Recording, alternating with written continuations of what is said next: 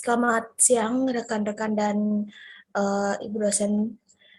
Di sini kami dari kelompok 3 akuntansi manajemen akan membawakan presentasi terkait dengan materi transfer pricing. Next, adapun anggota dari kelompok kami yaitu yang pertama ada Ide Bagus Putu Edananta dengan NIM 2017-051013, yang kedua ada Nikamang Soto Putrinata Agustina dengan NIM 2017-051015, yang ketiga ada Putu Ari Handayani dengan NIM 2017-051028, dan yang terakhir ada Lu Putrani dengan NIM 2017-051029. Baik, langsung saja kita masuk ke materi. Adapun untuk materi yang pertama yaitu terkait dengan pengertian transfer pricing. Transfer pricing merupakan harga yang timbul atas penyerahan barang, jasa, atau harta tak berwujud lainnya dari suatu perusahaan ke perusahaan lain yang masih terikat dalam hubungan kepemilikan. Transfer pricing dapat terjadi dalam satu grup perusahaan dan antar perusahaan yang terikat dalam hubungan istimewa. Dalam suatu grup perusahaan, transfer pricing sering disebut dengan istilah intercompany pricing, intercorporate pricing, dan interdivisional pricing, dan internal pricing. Istilah tersebut menunjukkan bahwa pengaturan harga tersebut tidak sebatas kepada pengaturan harga antar perusahaan dalam satu grup perusahaan saja, tapi dapat pula terjadi pengaturan antar harga divisi pada satu perusahaan. Next.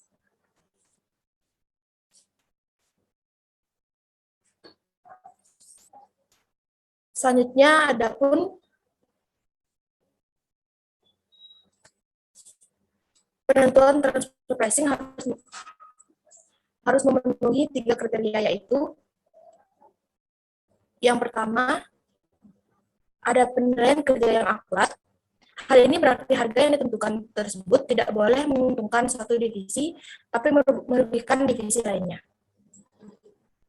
Yang kedua, ada keselarasan tujuan atau goals congruence.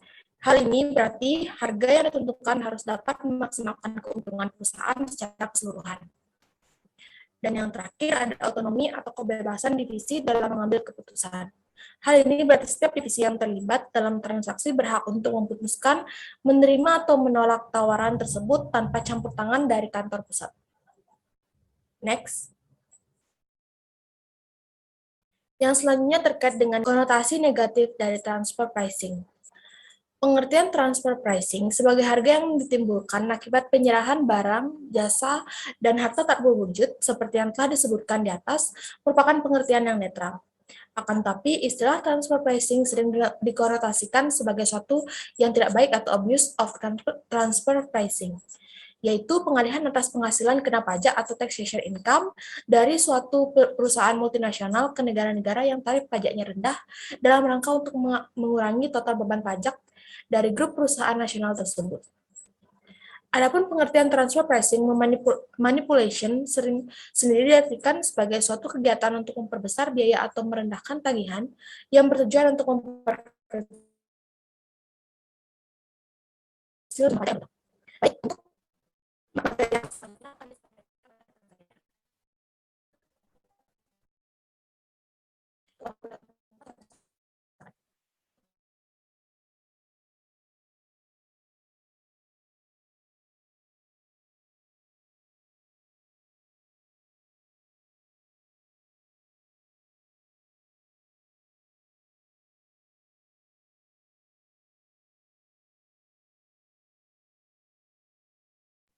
kepada rekan saya untuk waktu dan tempat, saya persilakan. Terima kasih atas waktunya. Selanjutnya, materi yang selanjutnya itu tujuan transfer pricing. Pada umumnya, berdasarkan jangkauan teritorial operasi perusahaan, transfer pricing dapat dikelompokkan dalam transfer pricing domestik dan transfer pricing multinasional. Transfer pricing domestik adalah harga transfer barang atau jasa antar badan satu grup perusahaan atau antar divisi dalam satu perusahaan dalam satu wilayah kedaulatan negara.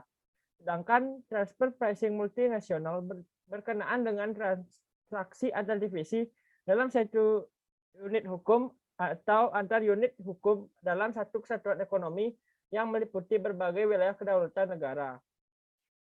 Nah, beberapa tujuan yang ingin dicapai dalam rangka aplikasi transfer pricing, baik bagi perusahaan domestik maupun bagi perusahaan multinasional adalah antara lain yang pertama yaitu evaluasi kinerja. Ini untuk mengukur hasil operasi setiap unit. Lalu yang kedua ada motivasi manajemen, yaitu untuk penyusunan orientasi produksi dan laba pada semua unit. Lalu yang ketiga ada pengendalian harga, yaitu untuk lebih merefleksikan cost dan margin yang seharusnya diterima dari langganan dan penetapan harga optimal. Dan yang keempat yaitu ada pengendalian pasar untuk mengamankan posisi kompetitif perusahaan. Next. Lalu untuk selanjutnya, dalam buku Transfer Pricing Darussalam, Dani Septriadi dan Bawono Kristiaji 2013, dijelaskan bahwa konsep transfer pricing dapat diaplikasikan untuk 3 tujuan berbeda, yaitu yang pertama ada dari sisi hukum perseroan. Transfer pricing dapat digunakan sebagai alat untuk meningkatkan efisiensi dan sinergi antara perusahaan dengan pemegang sahamnya. Lalu yang kedua ada dari sisi akuntansi manajerial. Transfer pricing ini dapat digunakan untuk memaksimumkan laba suatu perusahaan melalui penentuan harga barang atau jasa oleh suatu unit organisasi dari suatu perusahaan kepada unit organisasi lainnya dalam perusahaan yang sama. Dan yang ketiga ada dari perspektif perpajakan. Transfer pricing adalah suatu kebijakan harga dalam transaksi yang dilakukan oleh pihak-pihak yang mempunyai hubungan istimewa. Untuk materi selanjutnya akan dilanjutkan oleh rekan saya. Waktu dan tempat dipersilakan. Baik, selanjutnya yaitu terkait dengan kategori transfer antar perusahaan. Nah, terdapat beberapa tipe transaksi antar perusahaan. Yang pertama yaitu harta berwujud, di mana harta berwujud ini merujuk pada semua aset fisik bisnis yang dapat meliputi persediaan, baik itu bahan mentah, barang setengah jadi, dan barang jadi, serta barang dagangan lainnya, mesin dan peralatan, inventaris, tanah, bangunan, barang modal, dan bidang keperluan usaha lainnya.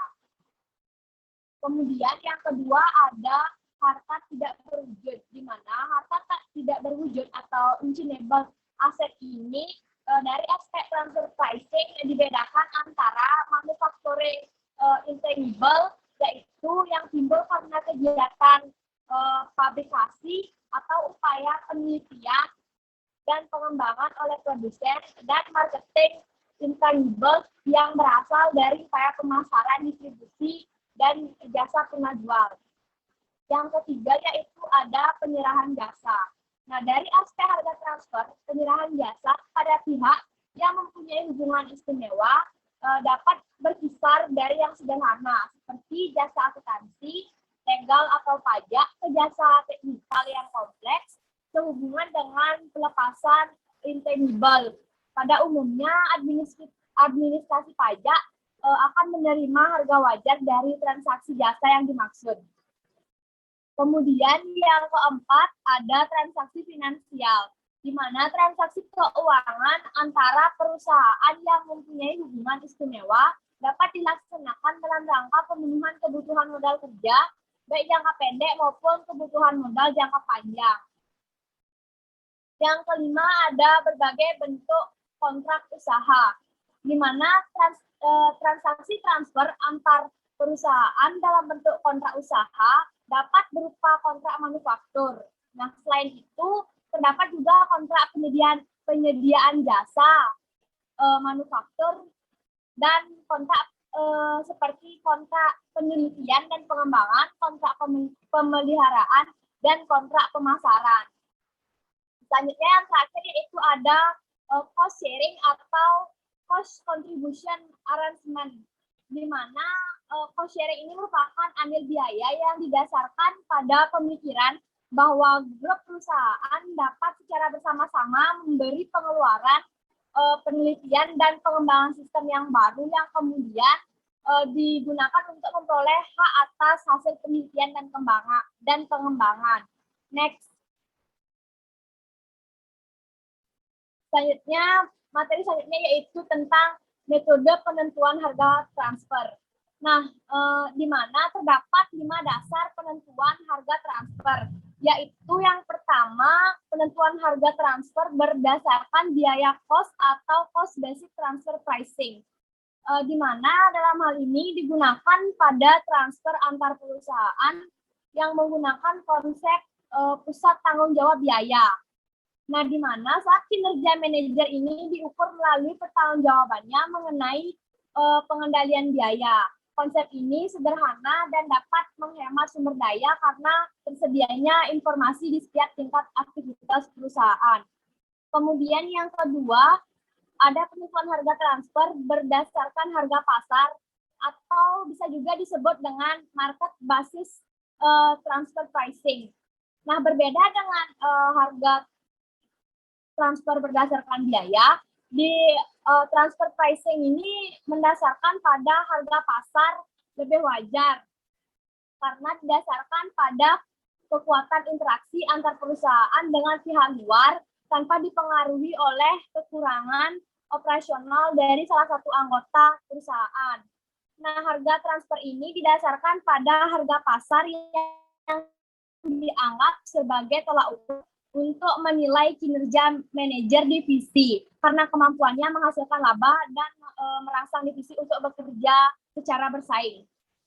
Kemudian yang ketiga ada penentuan harga transfer berdasarkan negosiasi atau bisa juga disebut dengan the negotiated price, di mana baik harga transfer berbasis harga pasar maupun harga transfer berbasis biaya berpotensi untuk tidak mencapai persetujuan harga antara pihak-pihak. Maka tidak jarang harga transfer tersebut dinegosiasikan antara pembeli dan penjual di luar harga yang direferensikan atau berdasarkan penerapan formula biaya yang telah ditetapkan sebelumnya.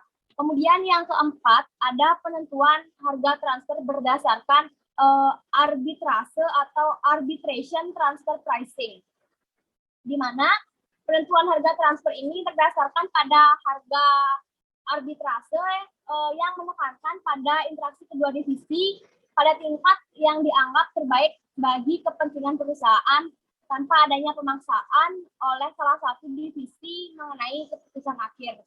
Di mana pendekatan ini mengesampingkan tujuan konsep pusat pertanggungjawaban laba. Yang selanjutnya yaitu ada yang terakhir penentuan harga transfer ganda, di mana untuk mengurangi pengorbanan dan pemborosan sumber daya serta memuaskan kedua belah pihak, maka ditentukan transfer pricing ganda atau bisa juga disebut dengan dual pricing untuk berbagi kepentingan berdasarkan biaya dan harga pasar. Untuk materi selanjutnya akan dijelaskan oleh rekan saya. Baik, terima kasih atas waktunya. Untuk materi selanjutnya adalah transfer pricing dalam peraturan perpajakan dan mekanismenya. Bagi perusahaan multinasional yang operasionalnya meliputi beberapa negara, seringkali menggunakan pajak penghasilan sebagai salah satu unsur yang dapat mengoptimalkan laba yang diperolehnya dengan cara memaksimalkan penghasilan di negara yang bertarif pajak rendah dan meminimalkan penghasilannya di negara yang bertarif pajak tinggi, dan begitu pun sebaliknya. Di Indonesia, dalam rangka memperoleh persesuaian harga transfer antara otoritas pajak dengan para wajib pajak berkenaan dengan harga pasar wajar, kemudian dikembangkan ketentuan peraturan perundang-undangan perpajakan, suatu model yang mirip dengan model harga transfer negosiasi dan harga transfer arbitrasi. Dengan diperkenalkannya model kesepakatan harga transfer Advance Pricing Agreement atau APA, seperti yang terdapat dalam Undang-Undang Nomor 7 Tahun 1983 tentang pajak penghasilan dan telah dirubah oleh Undang-Undang Nomor 36 Tahun 2008 tentang pajak penghasilan yang dinyatakan di pasal 18. Maksud diadakannya ketentuan ini adalah untuk mencegah terjadinya penghindaran pajak yang dapat terjadi karena ada hubungan istimewa. Sedangkan kesepakatan harga transfer atau Advance Pricing Agreement sebagaimana yang disebutkan di pasal 18 ayat 3A adalah kesepakatan antara wajib pajak dengan Direktur Jenderal Pajak mengenai harga jual produk yang dihasilkan kepada pihak-pihak yang mempunyai hutang. Jadi tujuan diadakannya apa adalah untuk mengurangi terjadinya praktik oleh perusahaan multinasional.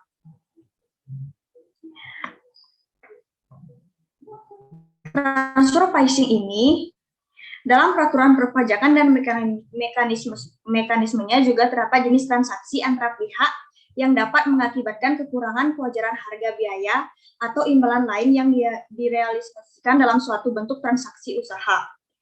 Kekurangan kewajaran tersebut dapat terjadi pada pertama harga penjualan, harga pembelian, alokasi biaya administrasi dan umum, pembebanan bunga atas pemberian pinjaman oleh pemegang saham, pembayaran komisi, lisensi, franchise, pembelian harta perusahaan oleh pemegang saham, dan penjualan kepada pihak luar negeri melalui pihak ketiga.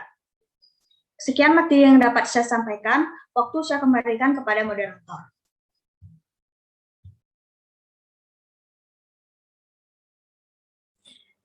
Baik, sekian presentasi dari kelompok 3 terkait dengan materi transfer pricing.